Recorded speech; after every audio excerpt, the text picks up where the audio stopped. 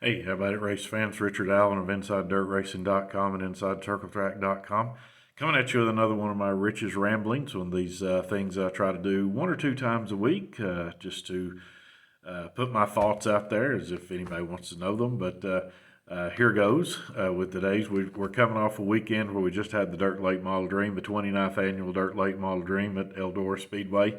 And the winner of that race was Jonathan Davenport, collected $129,000 for his efforts in that deal. So, great weekend for him, obviously. But what I want to talk about is where, at what point do we start entering the name Jonathan Davenport when we talk about the greatest dirt late model racers of all time? And I think that conversation's already passed. I think you have to include his name in there, but how high up the ladder do we include him? I mean, when you talk about the greatest dirt late model racers of all time, the names Scott Bloomquist and Billy Moyer have to come immediately to mind. And, they've got the credentials. They've got the wins scored in the hundreds. They've won a lot of big races and all that. So right now, if you were ranking now, I'm not sure you could move Davenport higher than third.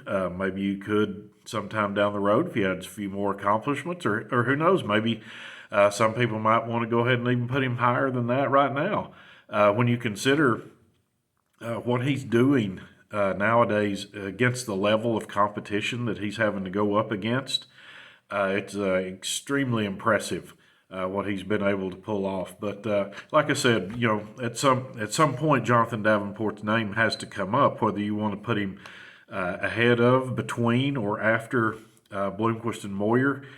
His name's got to be in there somewhere. So what I want to start out with, what does it take to be called a great dirt late model racer? And I think my first criteria, and I think a lot of people would probably agree with this, my first criteria is you got to pile up the crown jewel wins. And Bloomquist and Moyer have certainly done that, but now with yet another crown jewel added to him here this weekend, you've got Davenport. He just keeps piling those up throughout his career. So to me, that's the first criteria of being a great dirt late model racer is you've got to have a lot of crown jewel wins. And then on top of that, not just crown jewel wins, you have to have Eldora wins because the Eldora crown jewels, even as great as races such as the USA Nationals or North-South 100, as great as those may be, and they are, still the Dirt Late Model Dream and the World 100, I think if you ask competitors, they will rank all of those up above anything else. So there have to be crown jewel wins, there have to be Eldora wins. I think that a great dirt late model racer has to have some championships somewhere. Some championship trophies on the mantle somewhere. Of course, Davenport has that. Davenport's won 3 Lucas Oil Late Model Dirt Series championships. Moyer and Bloomquist have won them. There are a number of drivers. I mean, we could look at, say, a Brandon Shepard, for example, or a Josh Richards, who have won.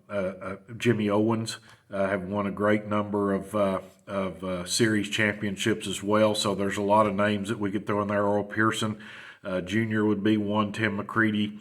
Have all done all of those things as well. They've won the championships throughout their career, but Davenport's in that list along with, like I said, Bloomquist and Moyer in there as well. And then another thing, to be a great dirt late model racer, you just got to have gaudy numbers of feature wins. Not just the crown jewels, not just the Eldora wins, and not just the championships. You just have a ridiculous number of feature wins, and all the guys that I've mentioned all have that. Bloomquist and Moyer, their wins are measured in the hundreds. It takes triple digits or more to measure their wins. Where and Davenport's certainly starting to reach those types of numbers as well. I mean, let's take a look at his record. He's won the World 100, which most will concede is the most prestigious of all dirt late model races. Of course, it's held at Eldora in September. Every year. Davenport's got a stranglehold on that race. He's won it 5 times. I think that's why you have to start considering where does Jonathan Davenport rank in the overall record as far as dirt late model competitors are concerned. Billy Moyer has won 6 World 100s. If Davenport were to add one this year or anytime in the future and tie Billy Moyer, which a lot of people would have probably considered a few years ago that to just be an unreachable number. But the six Globe trophies is just incredible, and Davenport has 5. He's right there knocking on the door. Now, he hasn't had quite as much luck in the Dream as he has in the World 100. He's won the Dream now 2 times. Of course, the time in 2015 when he won it there, Bloomquist actually crossed the finish line first on that night, but came up light at the scales, and Davenport was kind of handed the win because he was second there. But Bloomquist has won that race an amazing 8 times, and consider it pays at least $100,000 throughout its whole history, and in some parts even more than that, sometimes even more than that. Bloomquist has collected a lot of money in Rossburg, Ohio, so you have to put him in there. But one thing Davenport has done that only one other dirt late model racer has ever done, and that's pick up $1 million in one race.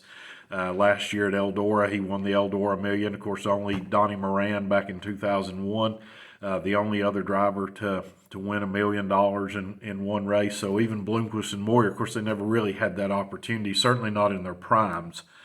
Did they have that opportunity, or at least, perhaps they did in 2001, but certainly not this time around. But again, while he may not have had to go against Bloomquist and Moyer so much to win that Eldora Million, I mean, look at who all Davenport did have to beat. Some guys, Brandon Overton has an incredible record at Eldora. Tim McCready, Chris Madden has never won at Eldora, but he's always in the mix. Dale McDowell, guys like that who are, every time the gates open at Eldora, those guys are going to be contenders. They got Bobby Pierce, Brandon Shepard, people like that are always going to be in the mix as well. So there's a long string of guys that Davenport had to beat to win that, as well as to win his World 100s and to win his dreams. And so the Eldora Million lifts him in status compared to a lot of other drivers. Even if they didn't have the opportunity to win that race, he won it.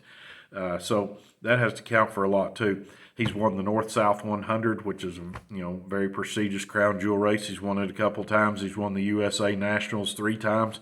He's won the Prairie Dirt Classic. He's won the Topless 100. So he's piled up the wins, and like I said, he's a 3-time Lucas Oil champion, and then he's in the mix for that this year as well. So it's going to be interesting to see how that all plays out, the Dirt Track World Championship, which is a race that he has never won. And he pointed out that in his Victory Lane interview Saturday night at Eldora, that's certainly one he's got circled on his to-do list coming up now. So that will figure in there too, which, Bloomquist, the other guys have won. Brandon Shepard's won multiple Dirt Track World Championships. So there's a lot still to be considered as far as where you rank Jonathan Davenport. But and another thing that he's done, he's had 2 of the greatest dirt late model seasons ever. In 2015, he was doing things everybody thought, wow, this will never be done again. But we've gone through a string of years here where we've had guys to turn in these remarkable seasons. Brandon Overton, Brandon Shepard, both had these incredible years where they won all the big races. And then, of course, Davenport came back last year in 2022 and had probably, I think everybody'd have to agree, the most incredible season that anybody's ever had. He won over $2 million. Of course, you got $1 million of that in one whack, but still, nonetheless, piled up a lot of wins. So back to the key point, where do you put Jonathan Davenport in the discussion of greatest of all time? And like I said, Bloomquist and Moyer, their names are always going to come up, as they should. They've got the credentials. They should be considered in that discussion, but Davenport's got to be in there somewhere. And like I said, he's got all these credentials. He's won all these big races. He's done it against great competition.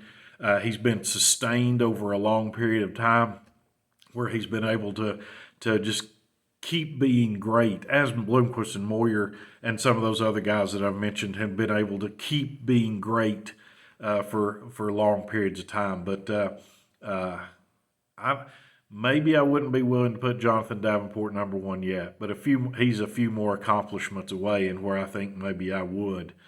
start to consider him in that time. But until then, this is Richard Allen of InsideDirtRacing.com saying I'll see you at the track.